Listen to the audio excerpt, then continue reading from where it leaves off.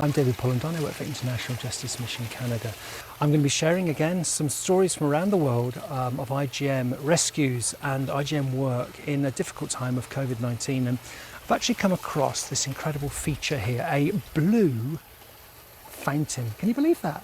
A blue fountain. As I've been riding around, nestled in between these houses, there's a blue fountain. And I think this is kind of like a picture of what I'm going to be talking about today, because I think the stories that we hear from around the world of IJM rescues and restoration of people who are being thrown into situations of violence are blue fountain stories. They're stories of miracles, of how we've been able to show up in places which are really obscure, really desolate, and actually rescue and restore people. First of all, IJM are protecting the poor from violence by responding to the needs now in this time of COVID-19. I find myself sitting here actually at a bus stop, and our first story comes from a bus stop in southern India, where a group of teenage girls were stranded at a spinning mill and unable to get to their home over 1,000 miles in the north. Well, thankfully they reached out to local authorities, and with the help of IJM and our partners, we were able to put on a bus to take them from the bus stop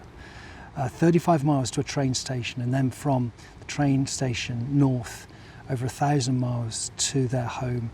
And they were very grateful. The girls actually wrote a note back to the driver, who was an IJM driver called Shankar, and Shankar was able to speak the same Hindi dialect as they were, which gave them great comfort, and they really connected with Shankar. So I just want to read out the note that they had written back to him. We want to thank you all very much. We did not have balance or credit in our phone to call you, but we want to thank you. I think that's a lovely blue fountain moment. So secondly, IJM are looking to do a near-term response. That's rescuing people who are in need now.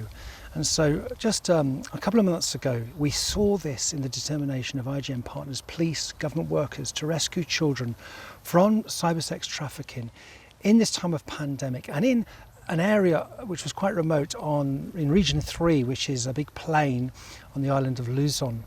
3 victims were rescued in total, 2 girls ages 14 and 6, and they were the biological daughters of the arrested suspect. And another 11-year-old girl who was rescued, who was the suspect's stepdaughter.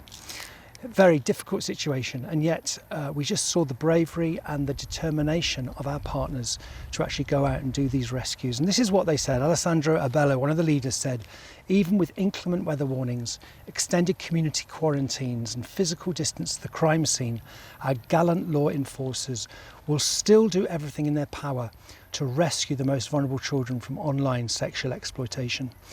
And the director of the NBI, the National Bureau of Investigation, Eric Distor, said, I am deeply saddened by this situation, but also hopeful that we were able to rescue these children despite the rampant spread of COVID-19. The online sexual exploitation of children is similar to the disease because it is hidden and also widespread. Thankfully now these children are in a safe place and receiving trauma-informed care. Another blue fountain moment.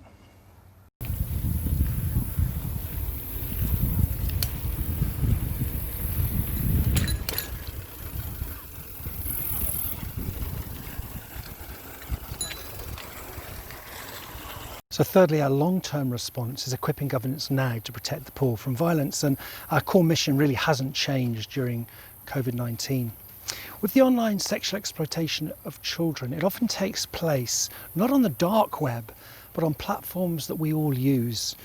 And internet companies really have to weigh up whether they are going to protect the rights of privacy of their clients, of the people that use their platforms, or whether they are going to protect the rights of children who are actually being abused by some of those clients. We were recently really encouraged by a Filipino senator, Risa Hontiveros, and she really was supporting IJM in defending the rights of children on social media. And I've asked Pastor Victor Cuarto from the Filipino United Community Church to share the senator's words, and then I've asked him as well to comment on online sexual exploitation of children, just to give us his thoughts. We are thankful to how our engagement with Senator Risa Hontiveros continues. She posted about IJM Philippines on her Facebook and Twitter pages. Translated into English, her post reads, "Some good news, especially for our kids, dear beloved. Because of your reporting on online sexual exploitation of children, IJM Philippines helped rescue at least 57 victims from April to June. Thank you to IJM, PNP, NBI, and advocates such as Liza Soberano, CRN Philippines, and many more. NBI also informed us that Facebook pages containing online sexual exploitation of children, which we reported, have been addressed.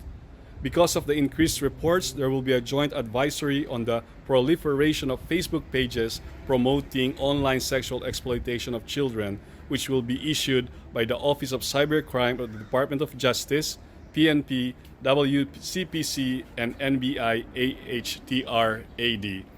This is Pastor Victor Cuarto of the Filipino United Community Church, one of your partners. Thank you, Pastor Victor, for your words, and I hope you've enjoyed hearing some of these blue fountain stories from around the world of IJM. And yeah, you might also wonder why I've got a helmet on and why I'm cycling. Well, I'm doing a fundraiser for #unsafe